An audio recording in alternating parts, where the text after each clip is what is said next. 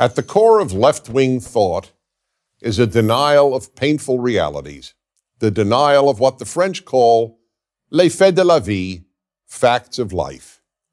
Conservatives, on the other hand, are all too aware of the painful realities of life and base many of their positions on them. One example of this left-right difference is the differing attitudes toward human nature and responsibility for evil. When liberals blame violent crime on poverty, one reason they do is that ever since the Enlightenment, the left has posited that human nature is good. So then, when people do bad things to other people, the left argues that some outside forces, usually poverty, and in the case of non-white criminals, racism, are responsible, not human nature. Why? Because people on the left find it too painful to look reality in the eye and acknowledge that human nature is deeply flawed. Another fact of life that the left finds too painful to acknowledge is the existence of profound differences between men and women. There is no other explanation for the denial of what has been obvious to every previous generation in history, that men and women are inherently different. This denial is certainly not the result of scientific inquiry. The more science learns about the male brain and the female brain, not to mention male and female hormones, the more it confirms important built-in differences between the sexes. Yet many people, influenced by left-wing thought, believe that girls are as happy to play with trucks as are boys, and boys are as happy to play with dolls and tea sets as are girls. Why do they believe such silliness?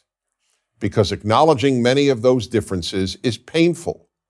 For example, feminists and others on the left do not want to acknowledge that men are far more capable of having emotionally meaningless sex than women.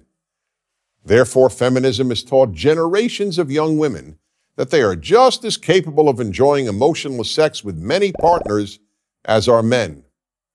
The fact is that the great majority of women are deeply dissatisfied with the hookup culture and yearn to bond with a man, even more than they yearn for professional success.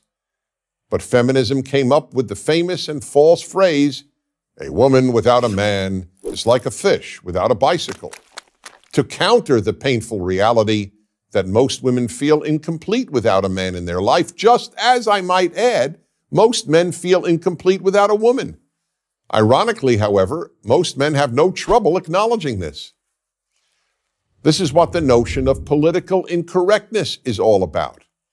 The very definition of politically incorrect is a truth that people on the left find too painful to acknowledge and therefore do not want expressed.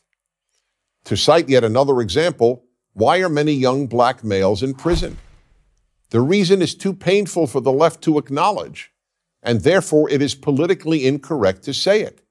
Young black males commit a disproportionate amount of violent crime. And why are there speech codes on virtually all college campuses? Because the left doesn't want to hear facts or opinions that cause them pain. That's why the left developed what it calls trigger warnings. A trigger warning, as defined by the Oxford Dictionary, is, quote, a statement at the start of a piece of writing, video, etc., alerting the reader or viewer to the fact that it contains potentially distressing material, unquote. That's why the left constantly speaks about being made uncomfortable and about feeling offended. Being made uncomfortable or feeling offended is, after all, painful.